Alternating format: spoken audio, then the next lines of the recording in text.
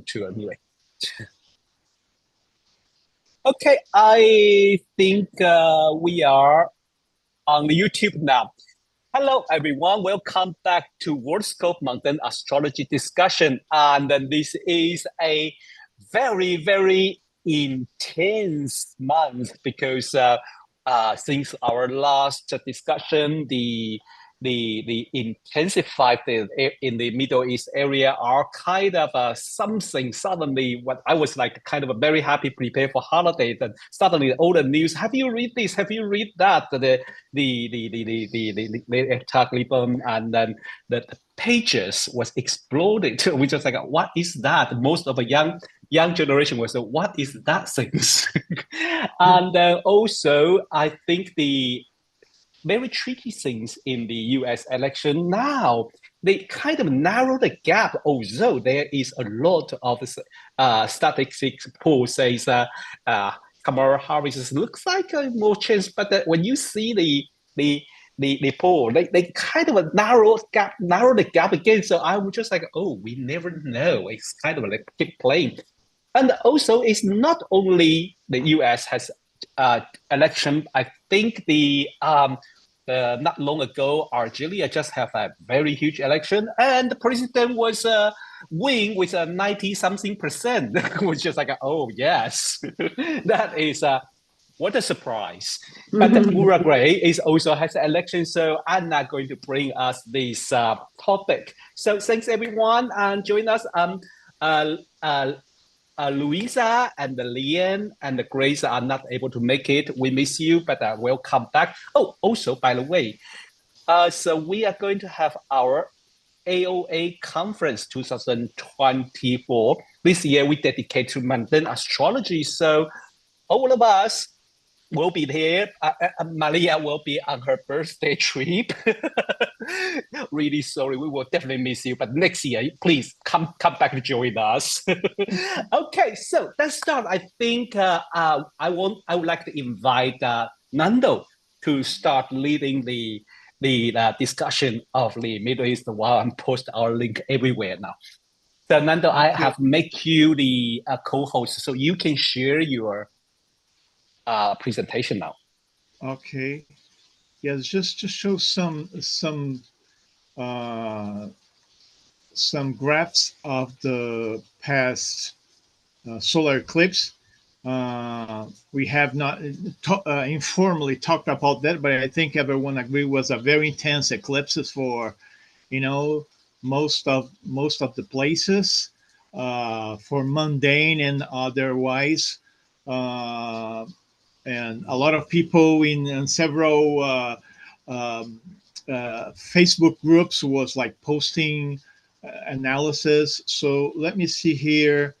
It's just to show, as you said, I really love when Rod do this presentation because he is he gets the presentation because you bring along the ingress chart and the new moon chart and everything. So I really think this kind of like detail and complete with just so like one country. But sometimes I like the broader picture when I mean I look at the broader picture in order to have the time to see like several countries. But I really think it's really good if you can, for like a deeper study, if you can bring along the especially that I noticed for students or like newcomers, like new young astrologer that are getting into mundane. They really enjoy when they look and say they see the connections of it's not just the eclipse chart with the country chart, but then we have the ingress chart, we have the new moon and all that stuff. So I thank you, Rod, for bring that to my attention in your way to speak. And other also, Maria when talks about that, Anna, Lisa, and Mark, and everyone else, it's really what I really like. I'm 11th house astrologer also. I really like this team because each one of us has a special talent, looking at more like detail or broader pictures. So let me see here.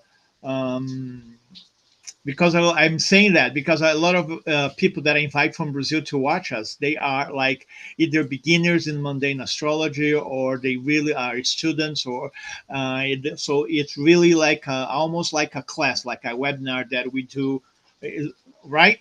Is I think it happens with a lot of people that we invite to watch. It's not just like peers. But let me get see in my screen if I can. I think I have to go to um, here to go to the solar fire. Oh, I think we Uh, already see your, yeah. yeah, because I don't see in our main screen, so I have to Okay, leave I you see. guys. I don't see you guys. I have to go to the page of solar fire in order to.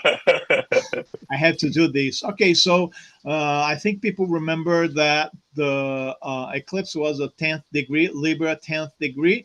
It was a tight conjunction with Mercury. So it seems like Mercury is doing a lot of, showing a lot of directions for this eclipses.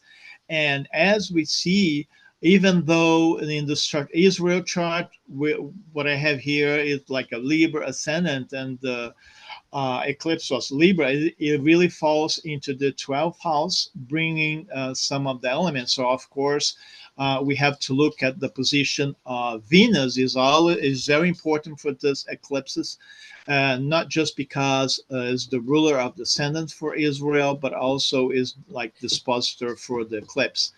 And anyways, the 12th house is very close to Neptune. To the Neptune, I mean, is like the degree of Neptune position for the nation chart, uh, and in the 12th house. So probably what we are looking at this position, that's a lot of backstage conversation about diplomatic views all over the world.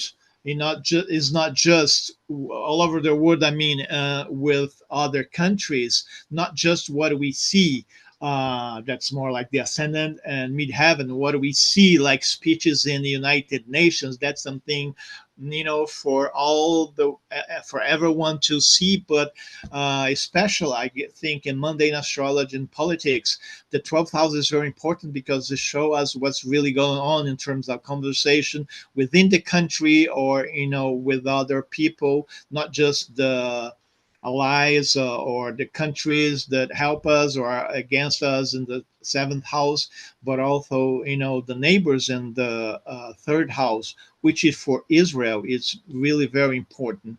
So we have this Venus, what in the eclipses was not very comfortable in Scorpio, but it's still in the first house. And it's like a white trine, let's say, for the NATO or the nation's Venus, let's say, in the ninth house. And this talk about a lot of not just the diplomatic, but also about economy, because Venus has a good position in the talking about money somehow, and in the water signs. So um, water signs, sometimes they feel one way very deep when insensitive in Pisces or Cancer, but especially in Scorpio, very deep. And sometimes the feeling does not translate into practical, logical position, attitudes, and behavior.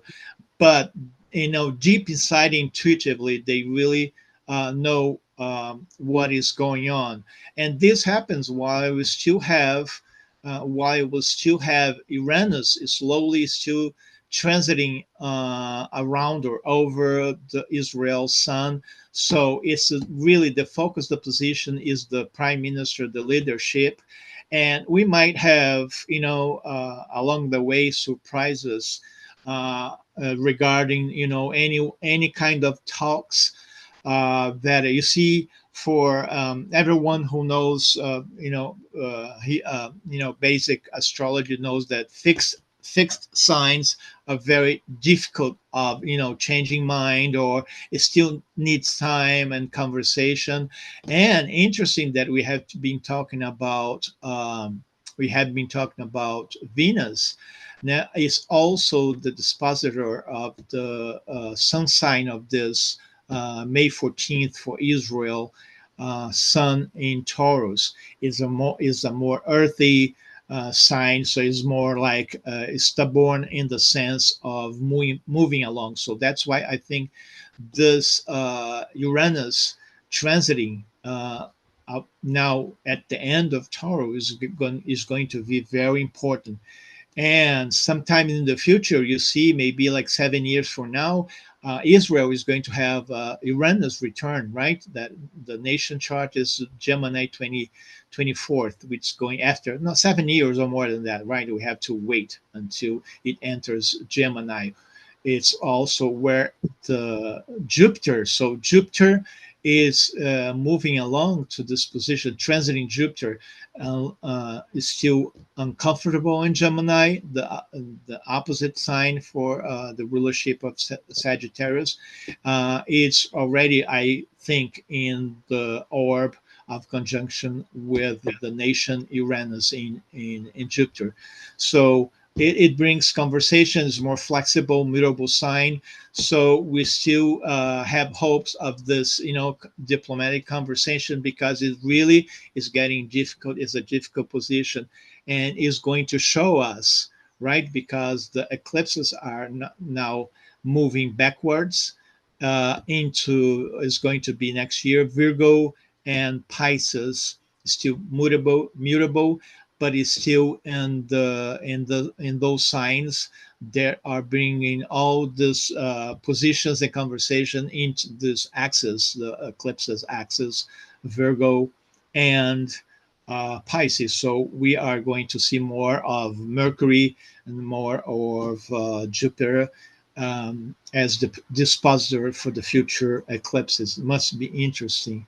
Let me see if I can change it here. So I tried to find this chart for Lebanon independence, 1943.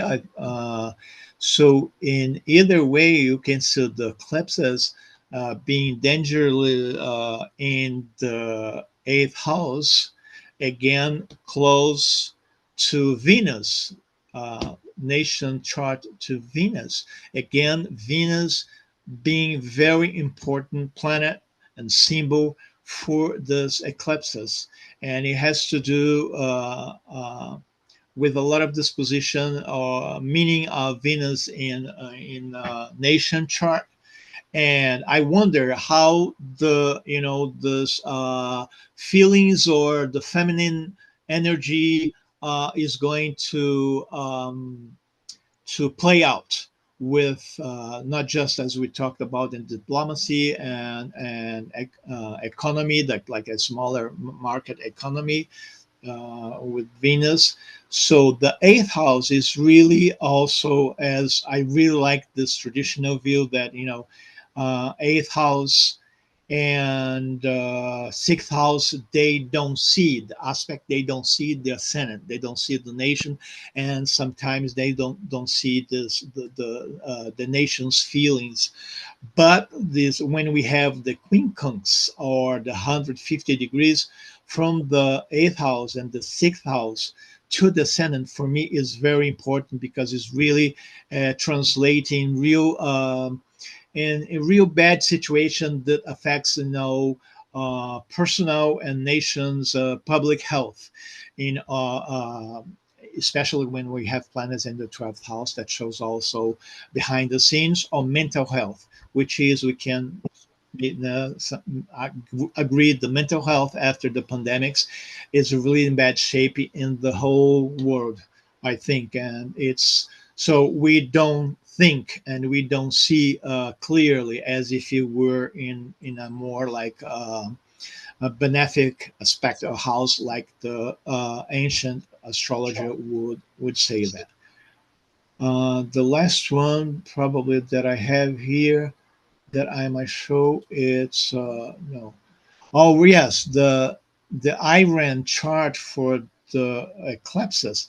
we can see here 10th degree Libra is right on the third house, which for the nation is their neighbors and then neighboring countries, the relationship. At glance, this is very important. I think Mercury being applying also to the nation's Pluto.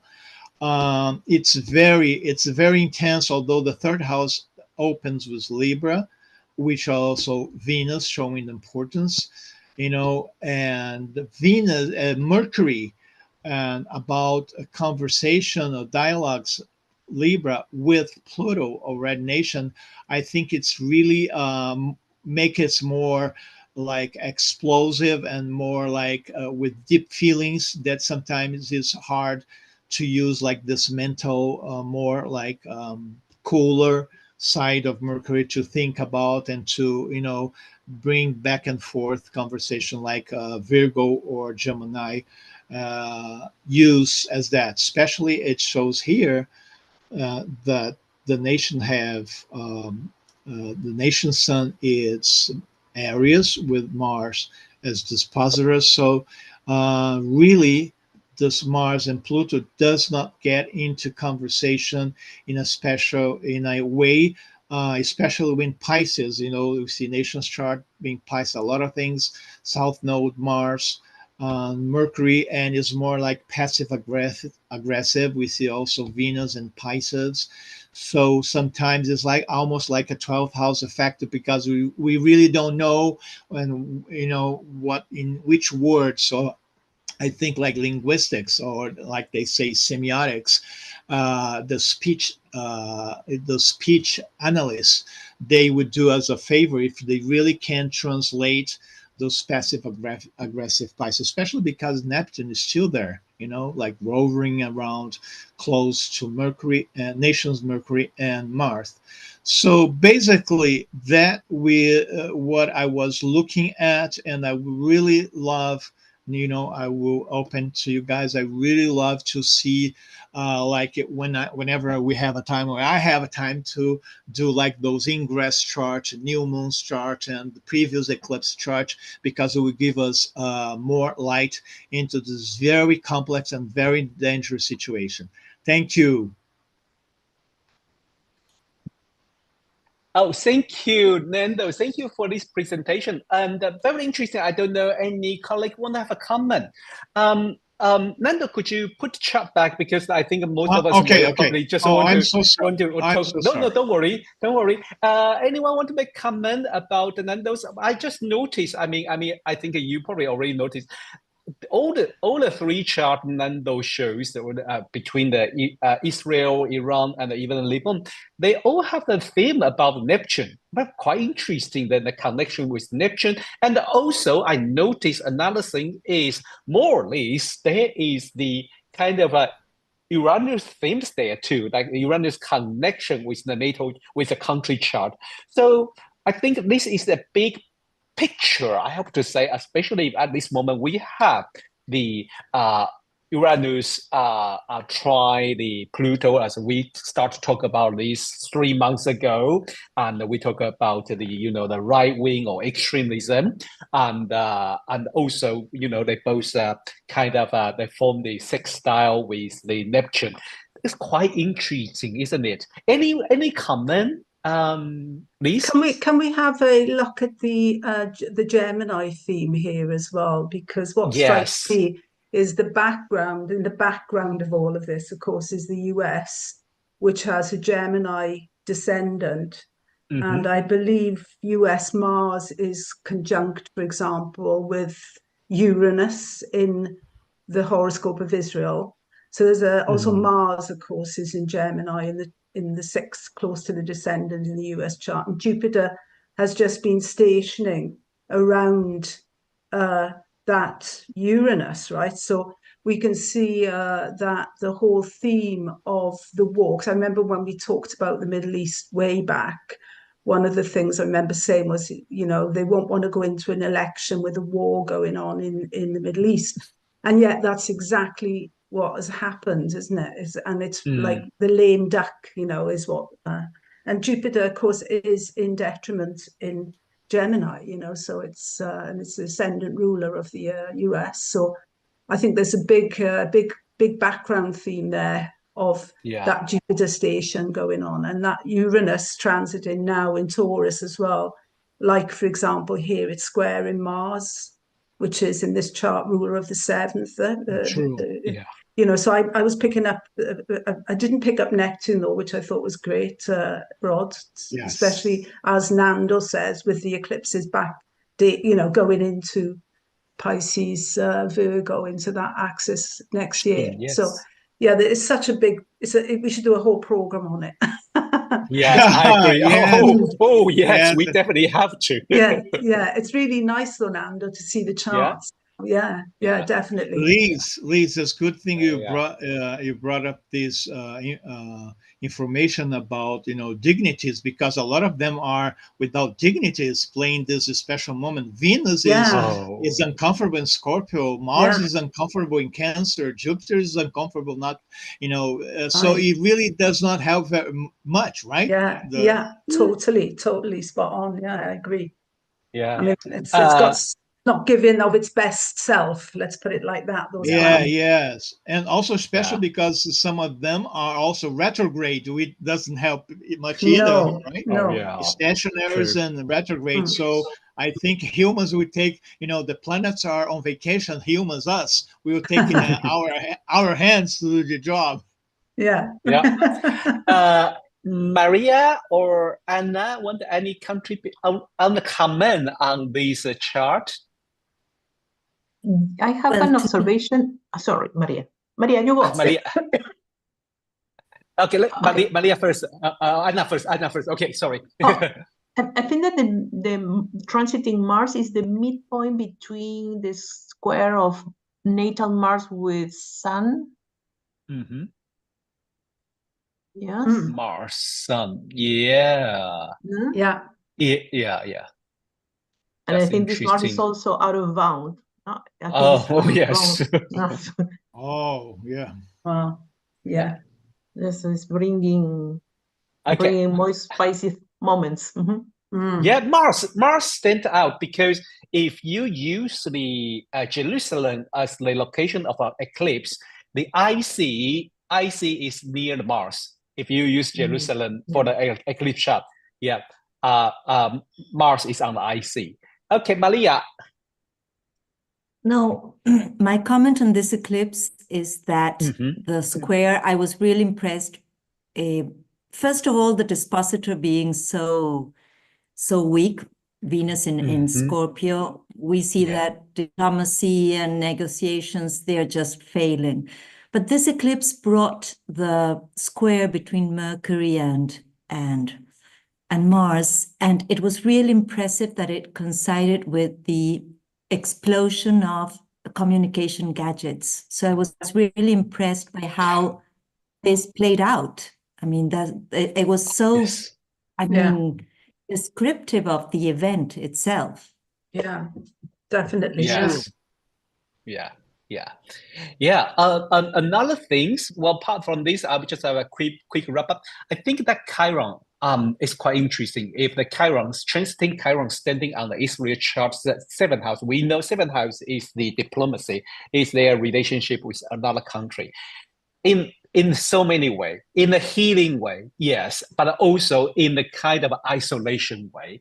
Because even I think Emmanuel Macron says we should stop trading the weapon to Israel. But as I know, my very small knowledge about Israel, I don't think they care. I think they can manufacture a lot their own weapon, like the Patriots. They can continue doing that.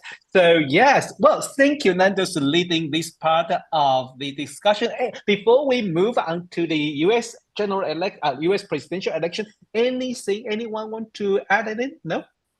Should we invite Liz to start with, and then we will have a Mark to follow up? All right. Yeah. It's only a few slides, Rod. So can I share my screen already? I think so. Yes. Let me see. Oh yeah. Okay. Let me see. It's my PowerPoint here. Yeah, we can see it. Okay, so yeah, it's a big surprise what's going to come out of the hat, isn't it? Well, you never know, to be Yeah, honest. yeah, it's really, and I do I've just been following the news a lot, and I think the impact of the war is picking up on so many themes that are part of the psyche in the US, if you like. I mean, the thought, for example, of a woman as commander-in-chief, you know, running a war room if situation escalates.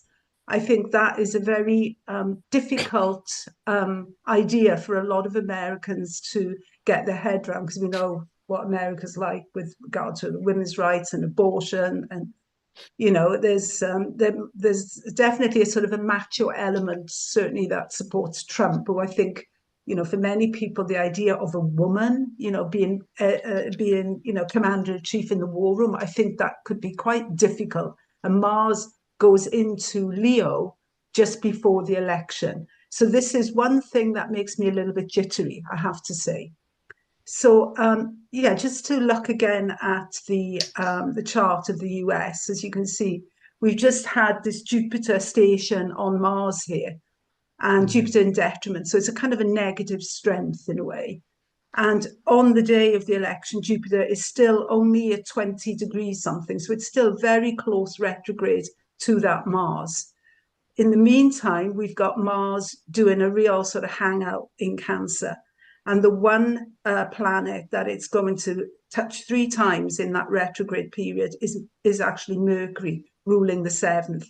So as we saw with the charts that Nando said, this whole sort of, this area of the US chart, you know, Uranus, Mars, is definitely, you know, the whole idea of what's going on in the Middle East as it slowly escalates. And I think, to be honest, that Benjamin Netanyahu is probably playing into that, because he might like to make it a wider conflict and bring America in. And yeah, Israel, as I say, there's a Mars-Uranus connection between Israel and the US. So it's kind of giving me a few sleepless nights, to be honest. I find I can't get concerned about things like this. So there's this kind of a strange little thing going on there. So, oops. The next chart I want to have a look at is the 2012 election, which was the second win for Barack Obama. And at that time as well, we had a Jupiter station in hurricane season, but it just wasn't close to Mars, because I mean, that you can see is whipping up hot air as well. But this was, again, a lot of things that we are seeing as themes coming out now, because Jupiter rules the US ascendant. So, you know, as I say, in detriment, it isn't giving of its best self. So at Obama's re-election, his second term, the economy was also, as it is now, you know, not brilliant. You know, but what Obama did have was, he had in his first term, you know, killed state enemy number 1, Osama bin Laden. So he did have some brownie points with regard to security, because with Mars as well doing this long stint in Cancer, the whole issue of borders, you know, to Cancer, right? It's got its shell, it wants to protect. You know, it's kind of defensive sort of Mars, really, actually, at the moment. So yeah, what happened then was, of course, we know Obama got re-elected, but we also, you know, saw the start, the first election, where we had the super PACs, which are these sort of entities, really, in a way, which you know, are able to create big funds for a candidate, and they can do a lot of advertising for them, and they're hugely influential in the last 12 years.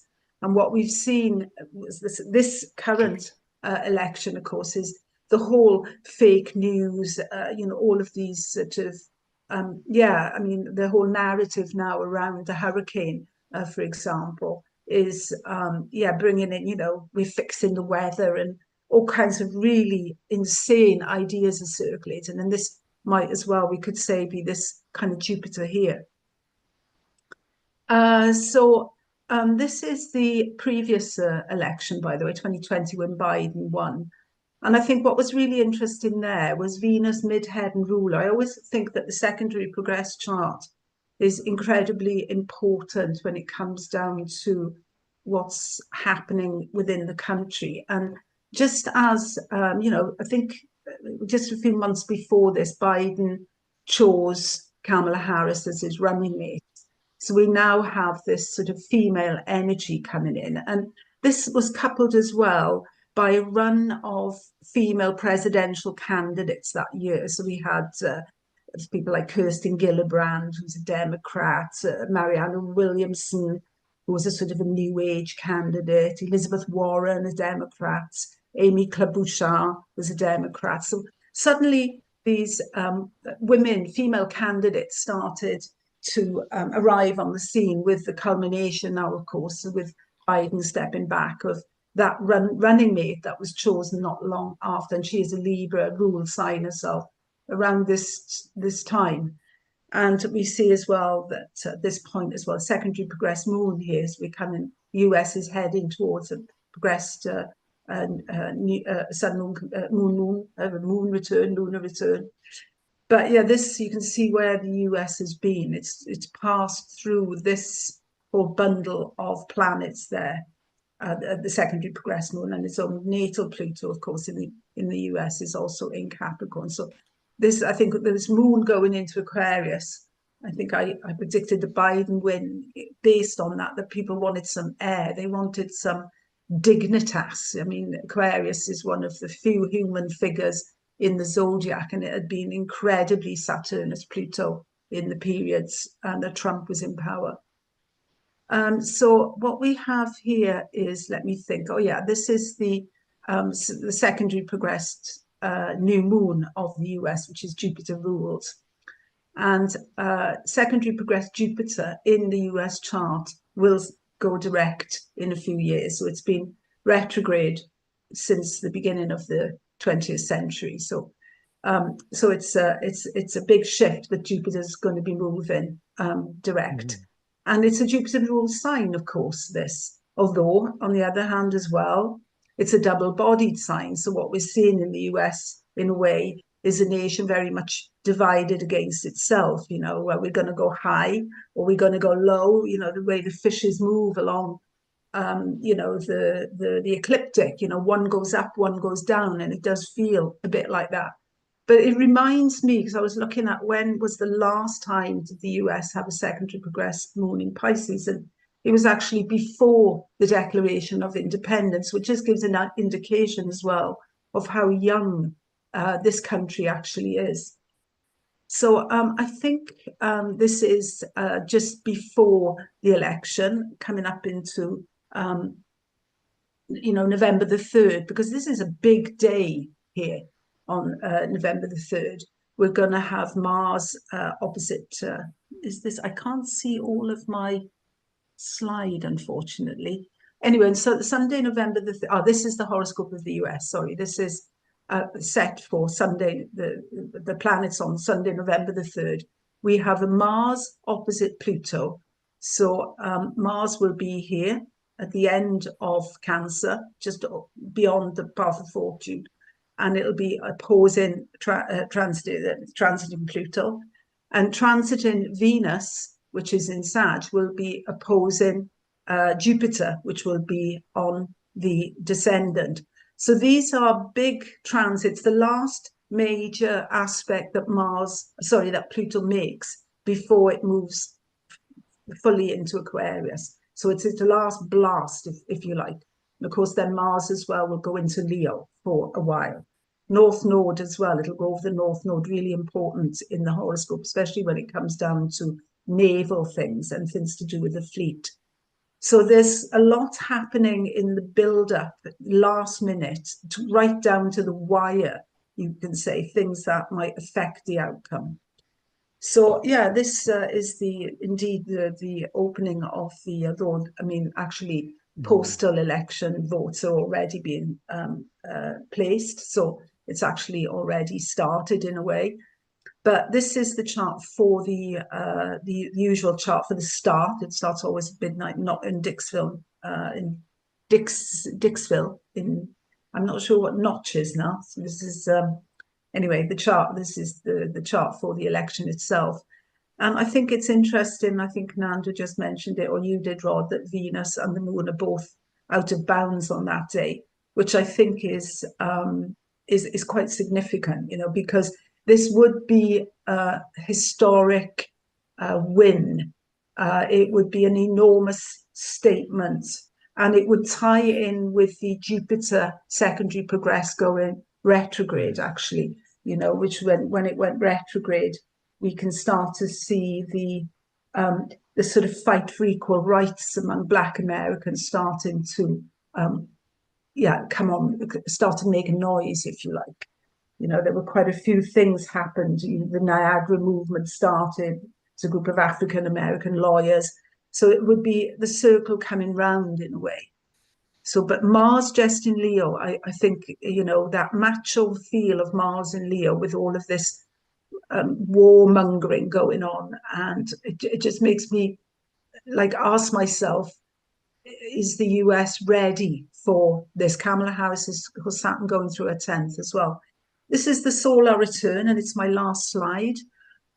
It's an interesting chart as well with Venus there, you know, which is the ruler of the 10th in the US chart. And it's close as well to, you know, many of the planets in the US radix chart. So it looks almost like a victorious position to me, that angular Venus. But I do feel I feel like in my heart that this is the time for Kamala Harris and for a Black woman, it would be epic. It would be amazing. It would be such a statement for, you know, going into that lunar return. It would be really a positive, powerful statement. But the whole situation in the Middle East and the whole kind of macho side of the US makes me feel a little bit uneasy, I have to say. So that was my short talk there, Rod. Thank you. Thank you, Liz. Always inspiring. And I know this Mark also prepared something, and but it will be very interesting. I want to mention, Liz, you are going to talk about for the conference, for our conference, you are going to talk about the US chart with the Neptune, right? Yeah. And then I think Nando and Mark are also going to focus on US chart. Well, because I deliberately choose the early November before the election, so we will have a fun to discuss that. That would be draw everyone's attention. So, any comment or want to comment about this presentation? Any thought? Or we want to waiting for Mark. Okay, so I'm going to stop sharing right now. Okay. Yeah. Okay, Mark, I know you have the different view, and also I think for this conference, you are going to share a very different chart with us, isn't it?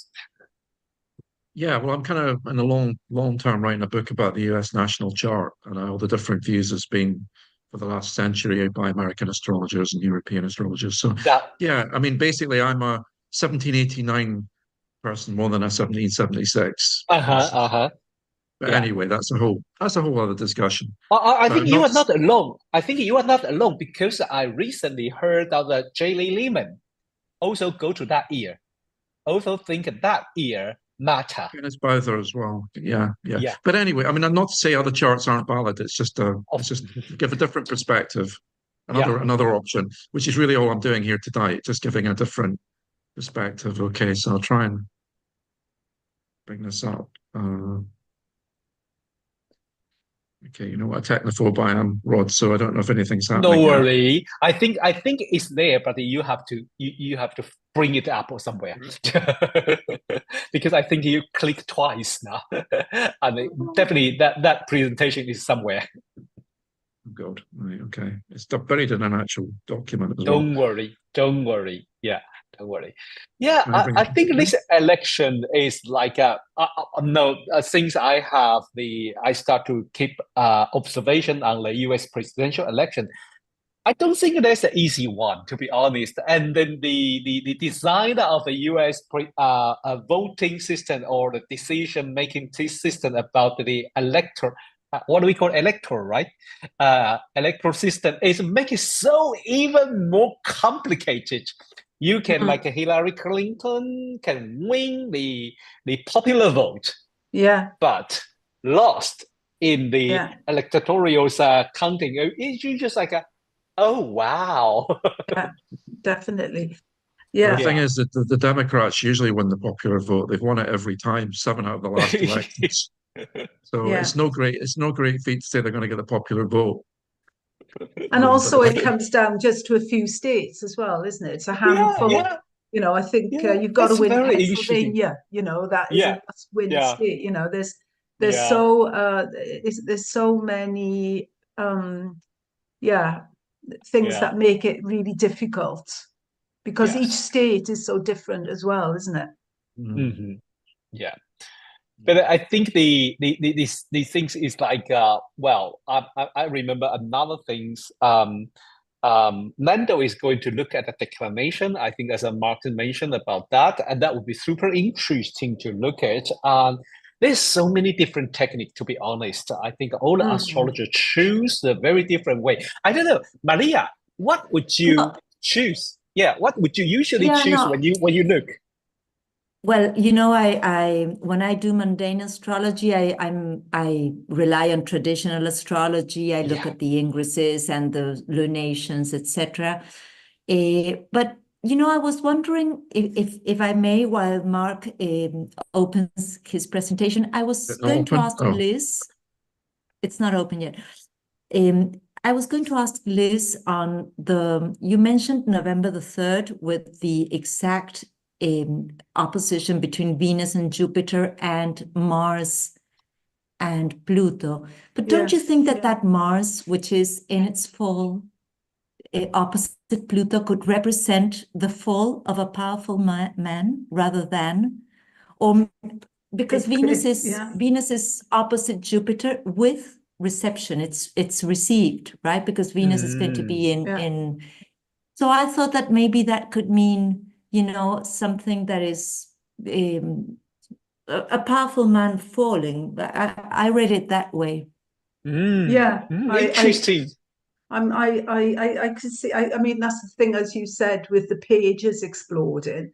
Sometimes astrology is very literal, and you can actually see it in events. But I think you know, it's kind of quite it's a fight aspect. I find Mars opposite Pluto. It's like more of you know, let's get the gloves off and really, do you know what I mean? It's kind of a very hard, you know, it could be some kind of exchange, you know, verbal or otherwise. But I feel, given the total picture, I mean, I don't think, you know, and in fact, the election is, you know, by the time the election takes place, that opposition will be, you know, over its peak. But it could be that indeed. But then again, how would you look at Venus Jupiter? We're looking at an opposite. Well, maybe a woman getting support from. It's an opposition, huh? Yeah, it's received though. It is an opposition, but there's reception.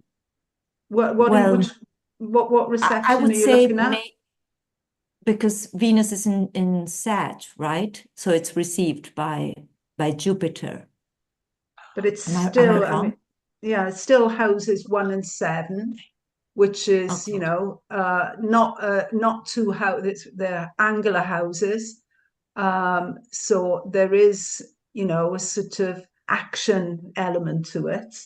It's sort of, maybe I would think, say, some kind of scandal around funding, party funding, or, you know, some kind of, because I think there's Mercury coming into the picture as well, not long after that.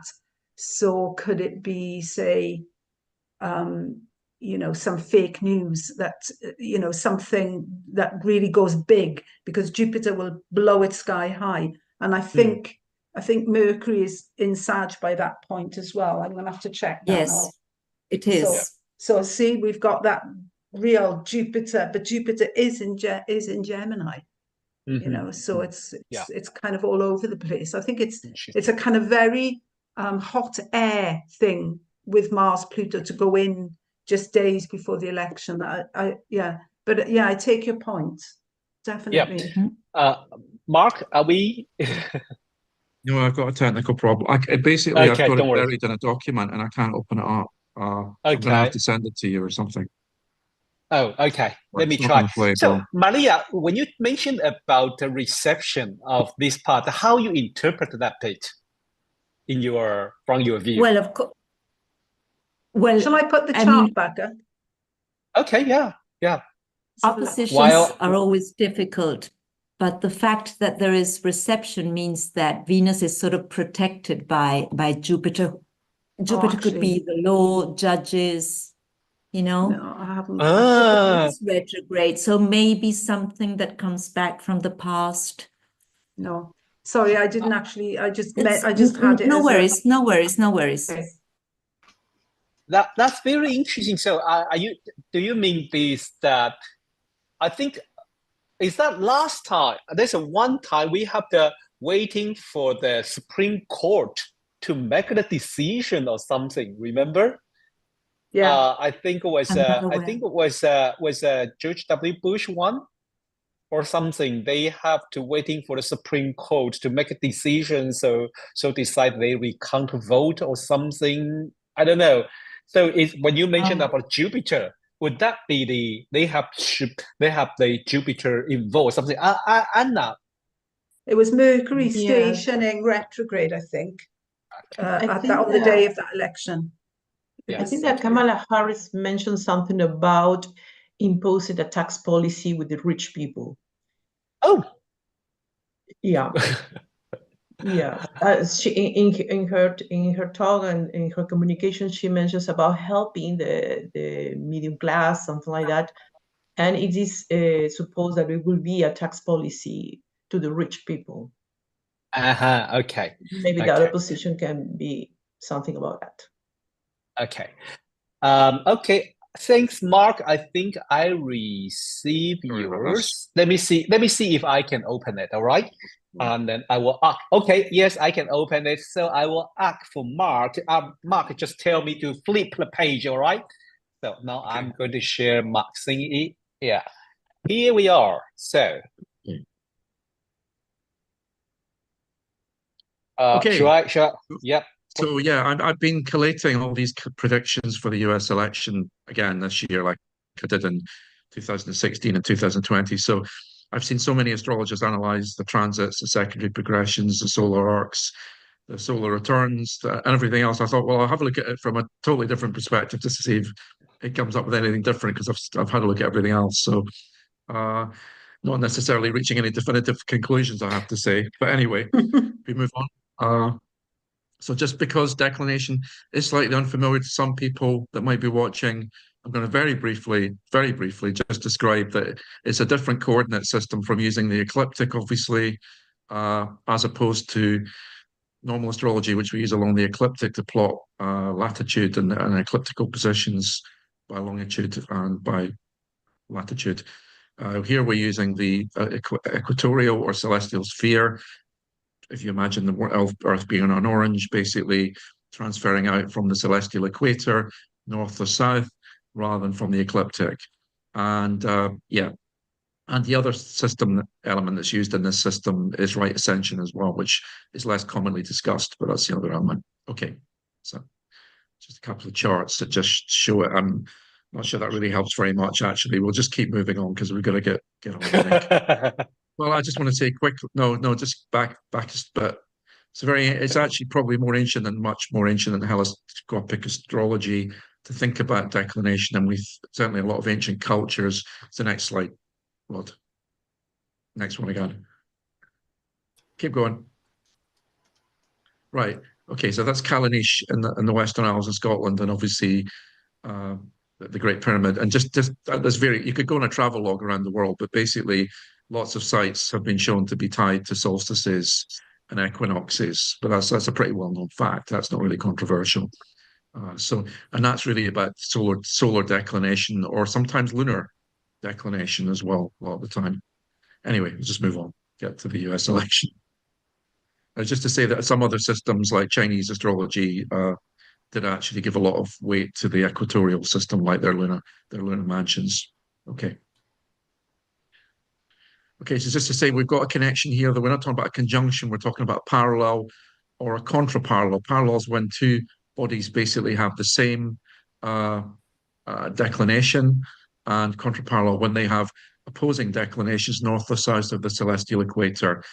It's debatable what the contraparallel means. There's different viewpoints. Some say it a little bit like an opposition, but more difficult, but more tangled. Others don't necessarily agree with that. I think there is something a bit more tense about it than maybe the direct parallel, because it depends what bodies are involved. Moving on. And so this key thing about planets being above 23 degrees and 27 minutes north of the celestial equator, because that's as far as the sun goes, either north or south. So any planets outside of that. So KT, not quite know if it's Bayer or Borer or how her name's meant to be pronounced, but she was one of the pioneers of this idea that planets are particularly emphasized. All terms are used. Emphasized, stressed perhaps, or overemphasized if they're in an out of bounds position, as opposed to below that.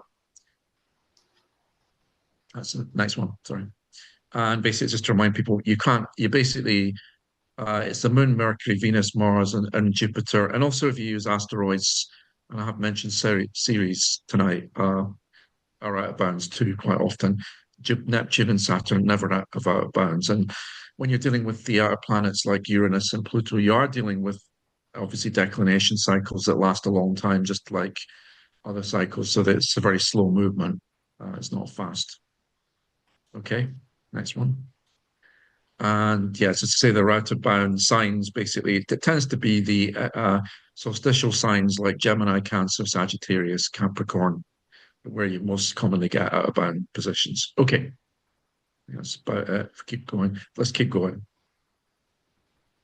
That's just to remind people about it's actually directly relevant, actually, that the lunar declination cycle. I think Liz mentioned about the moon being out of bounds, and also I think it's been commented by other astrologer about Venus being out of bounds, who's made it part of our prediction.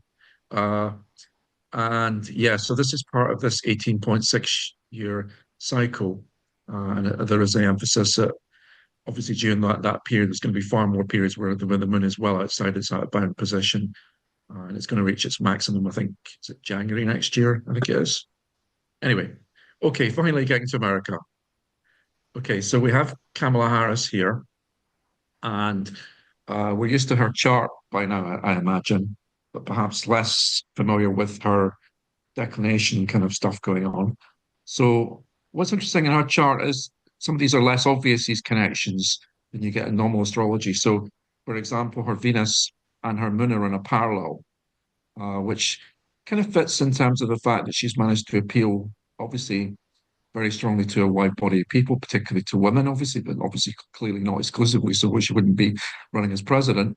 But she has that kind of ability to, well, I suppose maybe in comparison to Mr. Trump, who's not noted for his charm and his ability to influence people, particularly through the charming methods anyway.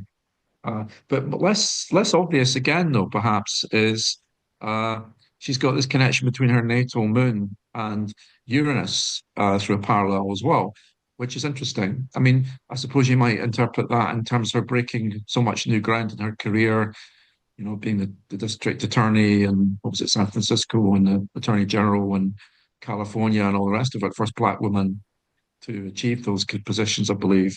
And obviously now, however she gets on, she's going to go down as the first black woman to be vice president, the first woman of color to go for president. So there's quite a lot. And I think it surprised people, actually, that in a relatively short time, she's managed to mount a pretty successful campaign, because quite honestly, obviously, Biden was floundering in the polls a bit before he had to step down. Even before the debate, actually, it looked like he was going to lose pretty clearly with the polling. But she has managed to pull it round and managed to make a massive influence on the funders for sure, in terms of managed to considerably get a substantial backing behind her. Not that that guarantees her success, but anyway, that's just something there. Also, Jupiter, also she's got Mercury and Saturn in a parallel, which again, I suppose there's all that serious kind of side to it in terms of, although she's been noted and mocked even for her laugh and all the rest of it, but actually there's quite a steely, serious side to her, I think, as well. All that legal career that she had and being on her MC anyway, Saturn, that Mercury Saturn focus by parallel is interesting as well. More difficult energy, perhaps Mars and Neptune in a contra-parallel. So sometimes focusing her energy and going off I mean, she has been accused sometimes of changing her positions on different issues, but then most politicians do that really, if they're honest. But anyway, she has been accused of that by her opponents. I suppose they're all going to come up with something over various issues over the years. And she has got Ceres out of bounds, which is the only planet out of bounds in her chart.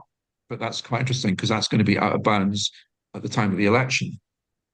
Meanwhile, if we move on to Mr. Trump and look at his natal delineation and through declination, well, we might say he's, in declination terms, he's Mr. Uranus, basically. He's got everything going on declination-wise, Uranus. He's got, obviously, we're aware of the conjunction to the sun, but it's a direct parallel between Uranus and the sun in terms of declination. He's got Uranus, obviously, in a parallel to his north node. He's got Uranus also in a parallel to his Venus, which I think might be seen as perhaps not necessarily as positive in his instigations. Some of the, obviously, the various trials and the various accusations of sexual harassment, rape, you name it, basically, and various other things, financial irregularities, etc., etc., etc. And of course, the sun is on the north node. This is something that some of the Vedic astrologers always pick up in terms of like Rahu and the sun and giving that a big focus because it's seen as quite powerful. But obviously, that's just a natal configuration. And he's obviously got a contra-parallel between the sun and moon because he's born in an eclipse, but that's not telling us anything really. And the fact the moon is parallel to the south node. He's actually got several out-of-bound planets. He's got an out-of-bound Mercury, which, I don't know if you've noticed Donald Trump out there, anybody noticed his ideas and his opinions do tend to come over quite strongly. Pluto is out of bounds as well in his chart, but that's a longer-term generational thing, but still. And he's got Ceres out of bounds too. So, well, there you go. Not as far out as Kamala Harris's one, though. That's a lot further, more out of bounds than his. So I've taken a look at two key dates. I mean, I'm not really trying to make a prediction here. I've not spent long enough on it. But I'm going to look at a couple of transits for just, when I say transits, I really mean the declination positions of the planets on election day and inauguration day, just very briefly. So let's first of all look at, what's interesting is to look at Trump and Kamala Harris is that they have Pluto on key parts of their chart by declination on election day. So Mr. Trump has Pluto on his, I believe, his moon. Yes, his moon on election day. So that's relevant. Of course, the moon in his chart, depending on what house system you use, if you use whole sign or some other systems, that's actually his 12th house ruler. But it depends what house system you're using there. He's got that going on. Parallel to his moon with Pluto. He's also got closer pole Mercury in a parallel to his moon too. And of course, Mercury being his sun ruler and ruling a lot of his chart, it's down to his moon. Now, is that indicating the popularity of the moon or the fact that it's an eclipse moon? Some might say a conflicted moon in that sense, who knows? And closer pole Pluto parallel to his south node. It doesn't, again, not surprisingly, because it's touching his moon as well, and they're both close to each other. But, there's always these contradictions and these contradictory indicators, and this election seems to be full of them, really, to be honest with you, every time I look at it. So, like, he's got closer pole Jupiter parallel to his radix Venus, okay? But on the other hand, is his Venus really one of his weaker positions in his chart? Well, it's his MC ruler, I suppose you could say. So, difficult one. Taurus obviously being his MC sign. So that could be seen as more positive. And of course, Uranus raises its head, close of pole Uranus parallel, as we're talking about the transit as well, but also just to make sure we're emphasizing it, we've got a parallel with Uranus. And then we've got another interesting one, close of pole Mars parallel his radix Saturn. That's an intriguing one. So there's a lot of martial energy going on. Well, we know this with Mr. Trump anyway, with Mars on his ascendant. But as Liz said earlier about the fact that Mars was going into Leo, and heaven help us if this goes on into the new year, but then we've got Mars going out of bounds in January, the beginning, 1st of January. Let's hope we're not still arguing about it all still then, but that's an interesting one. And yeah, so that's that one. Harris has less going on, actually, than him. He's got a lot more going on. I have to say, I don't know if that's a good sign or bad sign. Karen Christino, who's an astrologer, who's one of the pioneers of using the secondary progressed moon by declination, not to take anything off Nando, who's taken it to another level, I think, but she points out that that obviously Harris has got her secondary progressed moon by declination at the height of the declination bounds, basically. Just as Donald Trump had in 2016, and just as Hillary Clinton had in 2008 and 9, when she although she didn't become president, she became the Secretary of State and entered the government at that point. So that was a peak for her. And Karen's got some interesting comments, actually. She's got some interesting ideas. So she points out something that I hadn't heard of before, which is apparently the astrologer Charles Jane had a technique where he said that if the declination Saturn was close to the person's natal Saturn, it was an indication of potential success in an election. And that his research was apparently followed up by someone called Anne Parker, who analysed it for all the previous elections and found that 70% of all winners had transiting Saturn by parallel or contra-parallel to their birth sun. So Karen points out that Saturn is actually quite close to Harris's sun. It's actually 2 degrees, which is a bit wider than I would have used personally, but I think we can allow a bit of flexibility there, depending on how you look at it. So that's an interesting view. As I say, Karen's articles are interesting because she weaves together declination and secondary progressions and all the rest of it. But just going back to just the inauguration itself. So what have we got on the inauguration? We've got transiting Ceres by declination is in a tight parallel with her natal moon. And we've got transiting Uranus is in a tight parallel with her Pluto. Yeah, I know. I don't know what to make of some of this myself. It's difficult because some of the things seem to contradict. Now, transiting Mercury, which is, of course, her ascendant ruler, is going to be parallel her ascendant, which sounds quite good to me. But, that's good, considering that Trump's Mercury was in a less positive position in his chart. So, seem to be looking at Trump in the inauguration. What's he doing? Is he golfing or is he getting inaugurated? Is transiting Mercury is counter-parallel his sun on inauguration. So it's not parallel, but contra-parallel. On the other hand, just to make things really confusing, his declination Mercury on that day is parallel his natal moon. Yeah, this is the problem. This is why you need about 50 different techniques to try and work this election out, I think. Transiting Mars is contra-parallel his Ceres. Well, I'm not sure if Ceres is a planet he particularly embodies, but you never know. Maybe he's intends to be. Well, actually, maybe he does in a way, in the sense if you look at Ceres in terms of not so much, it was the planet of the plebs, and he seems to have actually been able to, in whatever bizarre way, mobilize a lot of the working class Americans. A lot of the MAGA supporters seem to see him as their messiah in some ways. And he's got declination Jupiter on his natal Saturn by declination.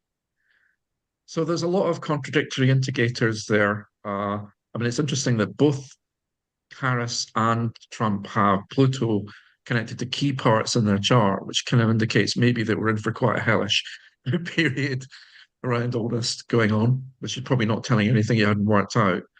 But I don't know. I mean, I think I'm not going to try and predict anything because I think certainly not with these techniques. But I just think it's interesting. I think to have a look.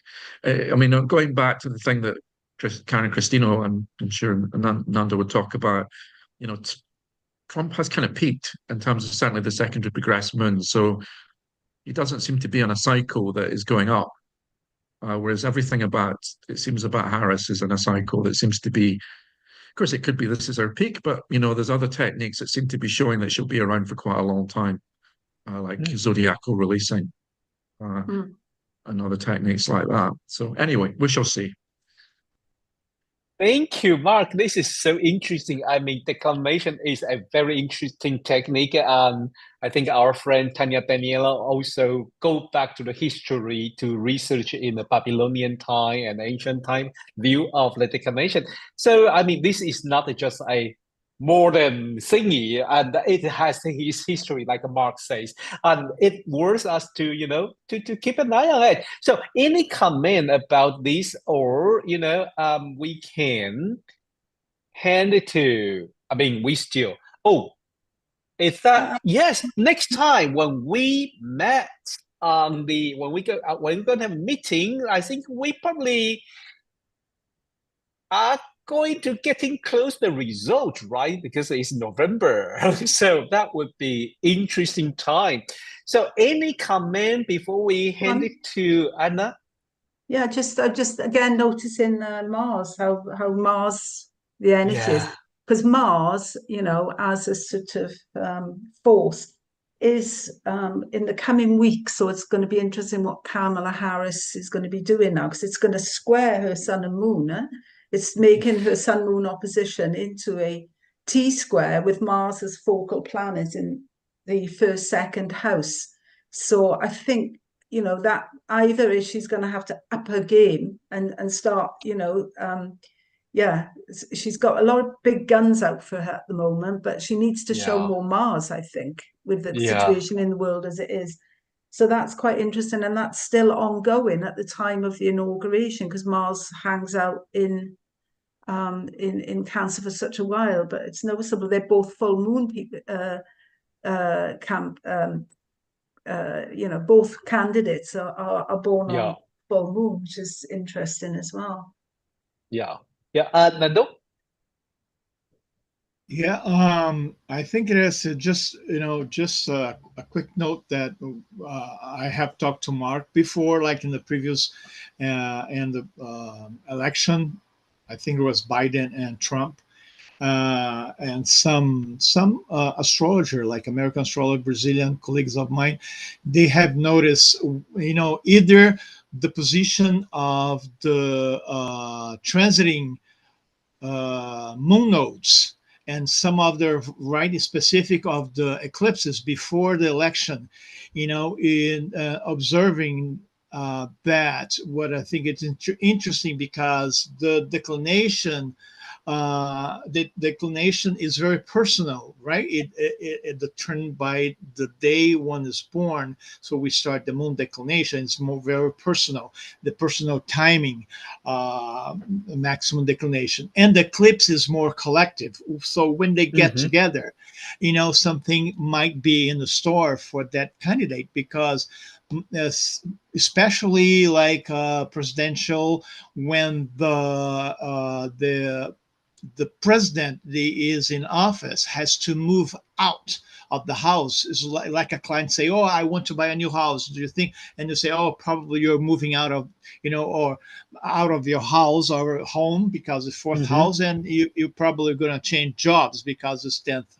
So we have seen a lot of north nodes positions and eclipses in this axis, 10th house, 4th house, because they do. One leaves the White House and the other one is moving in the White House. So it has to shows in a person's, most of the time, it really does show that when you are moving out of your house, moving out of your state or whatever it is.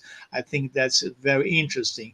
And some other view says, well, if you have not really sometimes the eclipses on the tight orb, which I like to use, but also the position of the nodes transiting, right? The nodes are transiting for eclipses in your moon sign or sun sign or ascendant sign. It shows as time to move, time of change. And that happens in Kamala Harris as well. So the collective and individual timing showing together. So all my money is on her. So let's say. Interesting. Thank you. And it is a very, I think what Nando says is really, I think it has left of finest, but you consider in one way personal and in another way, and wave in the collective one. Thank you, Nando. Should I invite Anna to give her presentation? Anna, you are mute.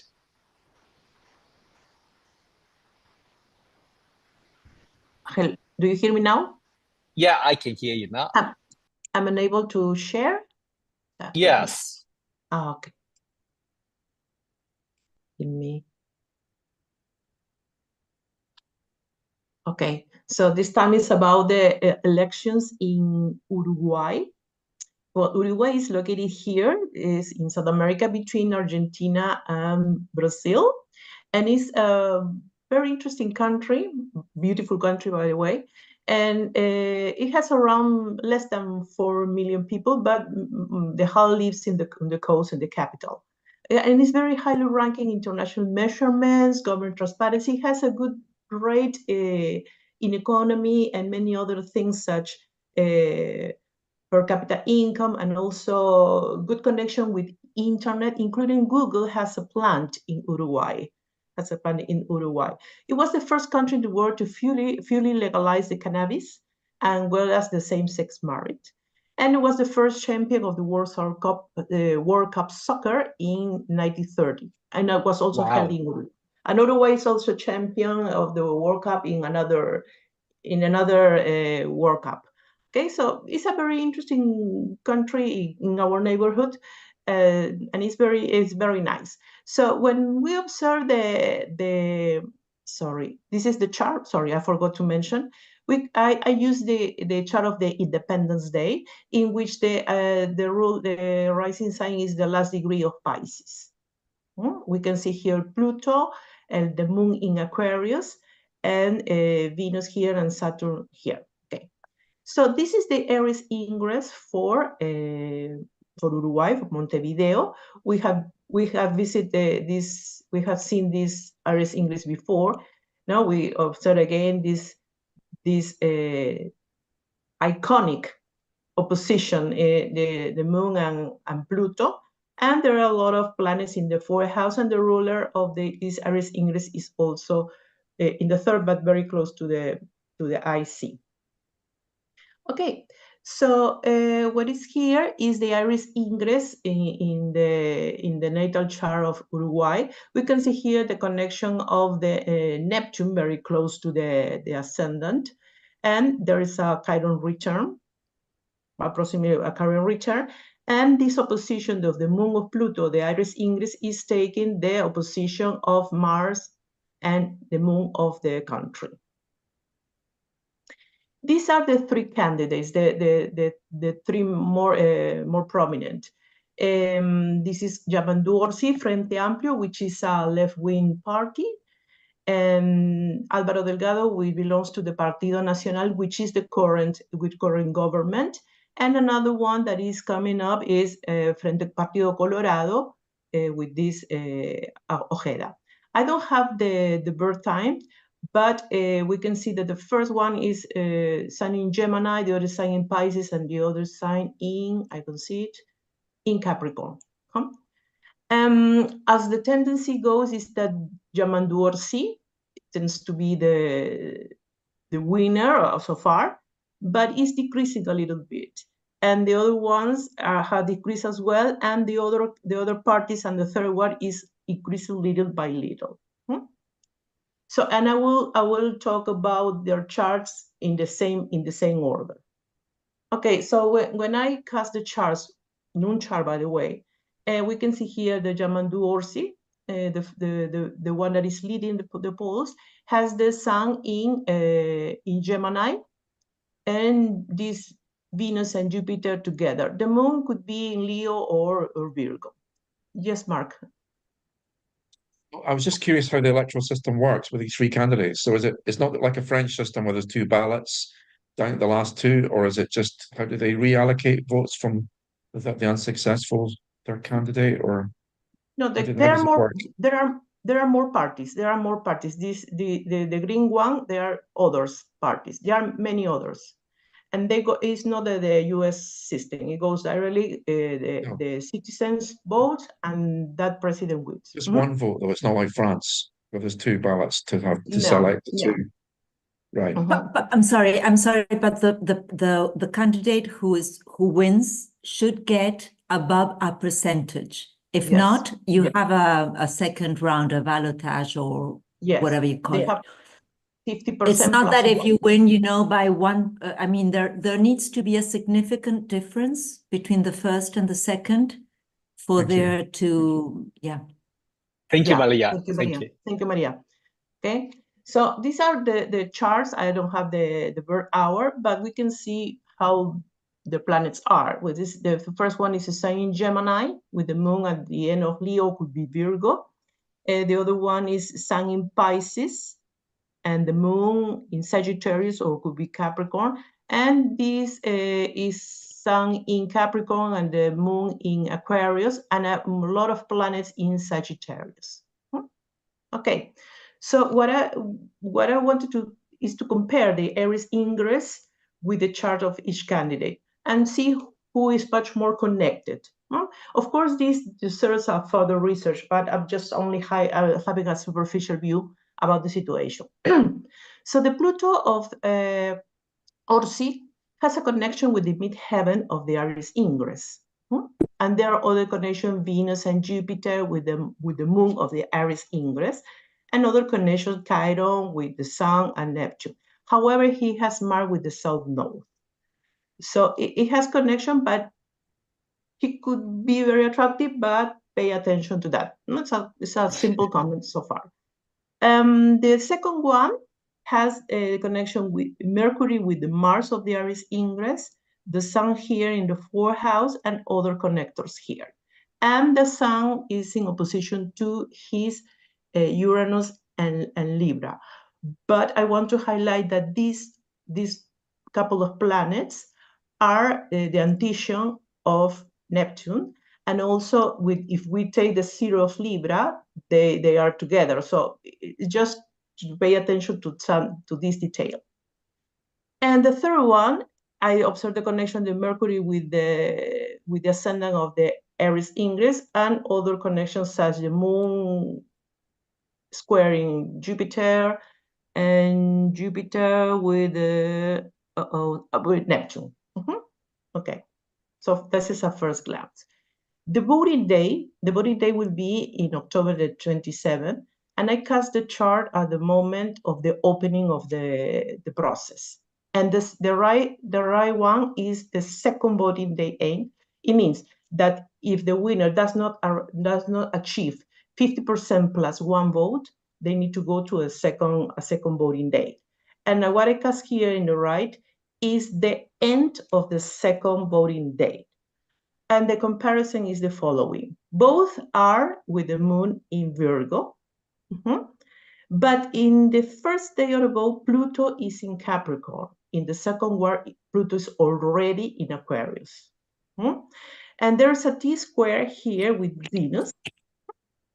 Practically, the elections in Uruguay, as far as I know, they are not so complicated. It's very well organized. But in the second one, the position of Mars and Pluto will be given, and a separative one, but opposition at the end. And the moon at the end of the voting is applying opposition to Neptune, but it stops there in the 23 degrees. So that could be very interesting. But I didn't want to put all the voting days with the candidates, so I jumped to the inauguration day, will be in March the 1st of the next year for 5 years term.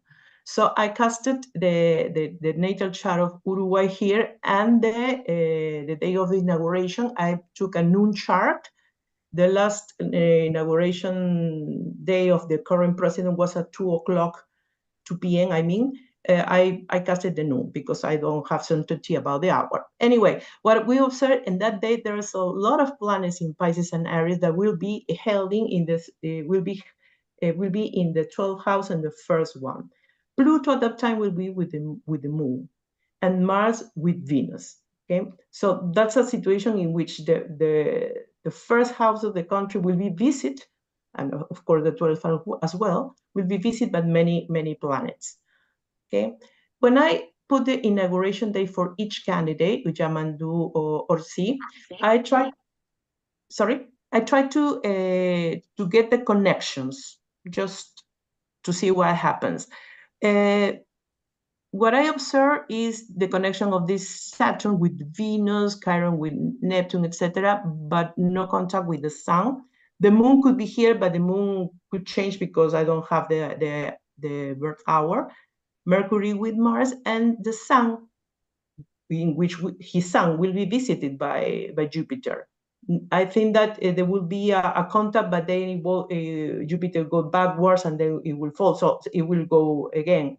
So I think that the contact with Jupiter and the Sun could be something good. Of course, Jupiter is not in its best sign, but is Jupiter at the end. And if we follow that, it will be a noon chart. There is a trine with the midheaven that can change, of course. No, there are some connections. In the second case of the Partido Nacional, I can see here that the Sun is in contact with Saturn, and with Saturn on the chart. And Pluto, his Pluto will be visited by the South Node. So it could be, it's not so strong, I think. And the third one is that the North Node will be in contact. Jupiter at that day will be in contact with the North Node of this candidate, as well as later with Mars. And there is a trine with the midheaven. But I see that the Sun of the inauguration day is in square with Uranus. So all these planets in Sagittarius will be squaring these planets in Pisces. So my sensation is that maybe the first one could be the first one, Yamandu, could be the winner, but it is like could be with a minimum gap, minimum difference, and that Ojeda, the third one, could be a surprise. Could be gaining votes if as the time flows. But I'm not sure if he could reach the position of president. But who knows? But whoever wins the election in Uruguay has to pay attention to the following. In the next year, there will be an eclipse whose path won't be passing by, whose shadow will be in New Zealand, not with South America. But it takes this degree, the Sun, the eclipse, in opposition to Saturn and Neptune. If we observe this eclipse in the chart of Uruguay, it will take the ascendant-descendant axis. By the time Pluto will be knocking the door to the moon, and Jupiter with Venus, and Uranus will be in contact with the Sun of the country, and Mars in opposition to Chiron. But the following in 2027, the eclipse, whose path will be crossing Uruguay, will be given in the midheaven. Sun and Moon here in the midheaven, and in the IC will be Jupiter and the South Node. It is to pay attention. So if we cast this eclipse in the chart, well, the degree of the eclipse won't contact here in the 11th house, but Pluto has passed the degree of the Moon, with Lilith with Uranus, if you wish, and Neptune will be with Neptune will be with Pluto, and Saturn with Lilith, Mars with the Sun, and close to a Jupiter return. So whoever wins has to pay attention to these dates. So here we go. Thank you. And that's always interesting. Any comment, Malia, or Yeah, can you show again the charts of the candidates with the Aries ingress? Yes. Thanks.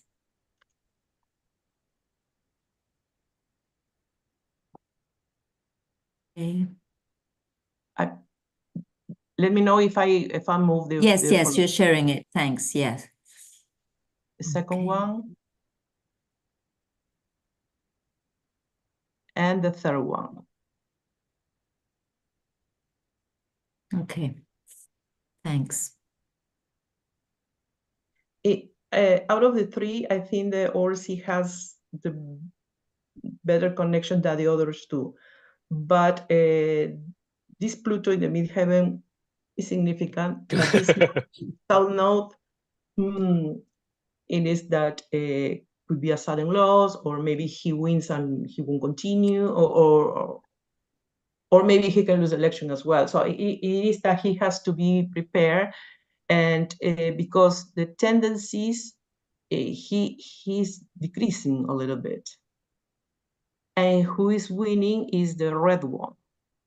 But the addition of these two does not reach this percentage so far.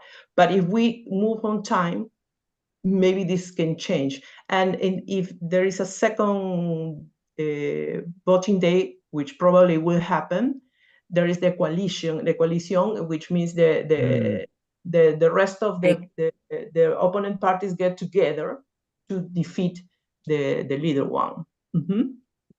But still, I think that Yamandu can be the winner, but he has to put attention to many details, because the time, as the time goes by, as the time moves, there is a decrease in his percent. Okay, Nando, yes. Yeah, when I knew, excuse me, when I heard that Anna was going to talk about these elections and president, out of curiosity and with my research, I did the moon declination, the secondary moon declination for each one of them. And there, as Mark knows also, there are three strong positions. And I learned from Mark that said, well, it's very hard for like a president or like someone looking re-elections to be, but for each one of them, the three stronger position for the moon declination, the maximum north declination, which is Cancer with the tropic Cancer, and the south maximum declination, and crossing the equator. And each one of them has the moon in the three spots. So that's interesting to see how the play out. The last time I saw that was the election, as we spoke before, Hillary Clinton, or no, actually it was the other one, right? I forgot his name, the vice president, the one who is into the I forgot his name. The Clinton's vice president, I think it was. But anyways, Al Gore, yes. Al Gore. So Al Gore. The last time the W.G.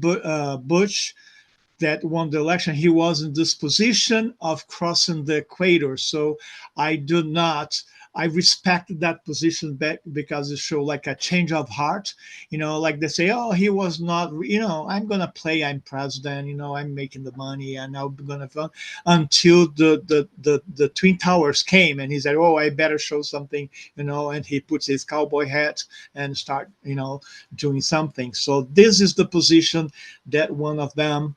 So we have no time for me showing the declination. So, but I will send the three graphs for you guys to take a look later.